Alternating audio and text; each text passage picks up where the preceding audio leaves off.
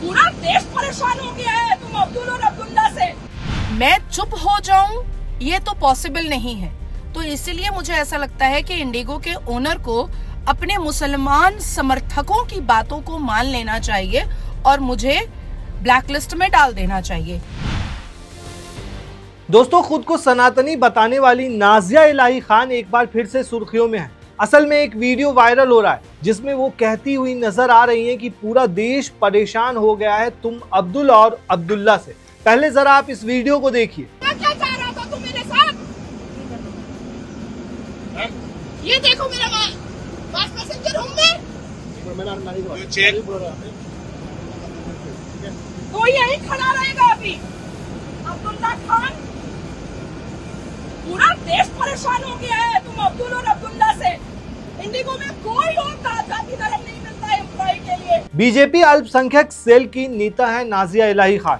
उन्होंने आरोप लगाया कि इंडिगो के 3 मुस्लिम कर्मचारियों ने उनके साथ बदसलूकी की है, जिसके बाद बवाल मच गया। सोशल मीडिया पर कुछ लोग उन्हें इंडिगो में बैन करने की बात तक कहने लगे और कहने लगे कि ये मुसलमानों के पीछे पड़ी रहती हैं। अब जरा इस ट्वीट को देखिए। इंडिगो को टैग करते हुए एक यूजर ने कहा कि इंडिगो वालों, ये औरत को आपको हवाई जहाज पर टिकट बैन कर दो। साथ ही नाजिया इलाही को टैग करते हुए कहा कि डेली का काम है मुसलमानों को टारगेट करने का। मतलब इस तरह की बातें कही जा रही है। इस तरह के काफी कमेंट आए और नाजिया इलाही को ट्रोल करने लगे कुछ लोग। इसके बाद उन्होंने एक वीडियो जारी करते हुए इंडिगो से कहा कि उन्हें ब्लैकलिस्ट करके दिखाए। देखिए उन्होंने उसके बाद क्या वीडियो में कहा। कल जैसे ही मैंने इंडिगो एयरलाइंस के 3 मुसलमानों के बारे में बोला भी नहीं था, मैंने पोस्ट किया था, बस होना क्या था कि सोशल मीडिया पर सुअरों के झुंड ने मुझे घेरना स्टार्ट किया और सबने इंडिगो को टैग करके कठमुल्लों ने कहा कि नाजिया को इंडिगो से ब्लैकलिस्ट कर दो। मैं भी कह रही हूँ इंडिगो के ओनर को कि मुझे ब्लैकलिस्ट कर दो, क्योंकि अगर तुमने मुझे ब्लैकलिस्ट नहीं किया तो जितनी बार मैं इंडिगो से ट्रैवल करूंगी और जितनी बार मुझे तुम्हारे मुसलमान एम्प्लॉय की जिहादी मानसिकता सामने आएगी, उतनी बार मैं वीडियो बना करके डालूंगी और सोशल मीडिया पर पोस्ट करूंगी।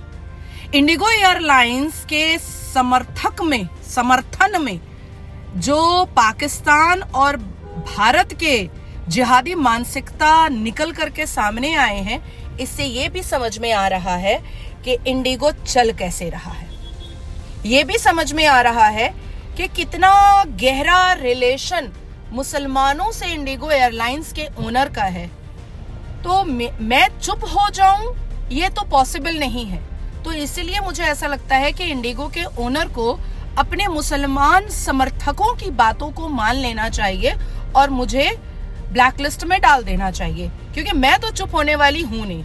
और इंडिगो के मालिक जो भर करके भंडार लगा रहे हैं मुसलमान एम्प्लॉयज का, या तो उसको कंट्रोल करना सीख लें और या तो फिर मुस्लिम एम्प्लॉय को अपॉइंट करना बंद कर दें, क्योंकि हम जैसे लोग चुप तो नहीं रहेंगे। असल में दोस्तों, उनका कहना है कि मुंबई के छत्रपति शिवाजी महाराज अंतर्राष्ट्रीय हवाई अड्डे से निकलते समय इंडिगो के कर्मचारियों ने उनके साथ दुर्व्यवहार किया। खासकर मुस्लिम कर्मचारियों पर उन्होंने आरोप लगाया। उन्होंने इंडिगो के मालिक पर भी हमला करते हुए कहा कि इंडिगो का रवैया हर मामले में दोहरा रहता है। उन्होंने ये तक कहा कि अगर हिम्मत है तो इंडिगो उन्हें ब्लैकलिस्ट करके दिखाए। उन्होंने इंडिगो पर मुस्लिमों और पाकिस्तान का समर्थन करने का भी आरोप लगाया। दोस्तों, नाजिया का ये वीडियो काफी ज्यादा वायरल है। इस पर सोशल मीडिया पर तीखी प्रतिक्रिया भी आ रही है। आपको बता दें कि कुछ दिन पहले नाजिया अपने शादी को लेकर काफी ज्यादा सुर्खियों में आई थी। नाजिया इलाही खान ने अपनी शादी को लेकर बताया था कि वो शादी करने वाली है पुनीत वशिष्ठ नाम के शख्स के साथ, लेकिन उसके बाद अचानक से उन्होंने एक वीडियो जारी कर बताया था कि उनको प्यार में धोखा मिला है। नाजिया, जिन्होंने पुनीत के लिए करवा चौथ का व्रत तक रखा था, लेकिन उसके बाद उन्होंने पुनीत वशिष्ठ से शादी करने से इनकार कर दिया था। नाजिया इलाही ने क्या कहा था वो भी जरा आप सुन लीजिए। जो लोग मुझे शादी की बधाइयां दे रहे हैं, मैं उनकी आभारी हूँ, पर यह शादी पॉसिबल नहीं है अब, क्योंकि बहुत सी चीजें, एक्टर है पुनीत वशिष्ठ, बहुत अच्छी एक्टिंग किया है पूरे परिवार ने मिल करके। पुनीत वशिष्ठ का अब तक डिवोर्स ऑस्ट्रेलियन बीवी के साथ नहीं हुआ है। कानूनी तरीके से उनके पासपोर्ट पर भी उनकी बीवी क्लोई है, जो अभी गोवा में रहती है। और काफी सारे प्रूफ पुनीत वशिष्ठ के अग्रेशन के, बदतमीजी के, पैसा लूटने के क्लोई के माध्यम से भी मुझे मिले हैं। अब एक शादी तो डिवोर्स हुआ नहीं है कानूनी, भारत के कानूनी तरीके से। दूसरी शादी उन्होंने उमरगांव में एक बंगाली महिला, अघोरी जो तंत्र मंत्र करती है, चांद नाम की महिला से करके रखा हुआ था उमरगांव में, जहां पर वो शूटिंग करने के लिए रहते हैं। और प्रोडक्शन हाउस ने उनको वो जगह और फ्लैट दे करके रखा है। उसी बंगाली महिला के साथ, बीवी के साथ वो महाकुंभ में मोक्ष की प्राप्ति के लिए भी गए थे। उन्होंने वहां पर उसको गले लगा करके डुबकी भी लगाई थी, जिसके पूरे प्रूफ और सीसीटीवी फुटेज मेरे पास आए हैं।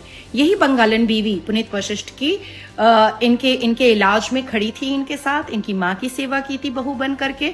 और जब मेरे ऊपर डोरे डालने थे तो इन्होंने उसके साथ लड़ाई झगड़ा करके उसको निकाल दिया। मैं आभारी हूं क्लोई की भी और चांद की भी कि इन दोनों ने मुझे सारे प्रूफ मेरे सामने रखे हैं। किसके का कितना खर्च हुआ है वो भी डिटेल सामने में आया है।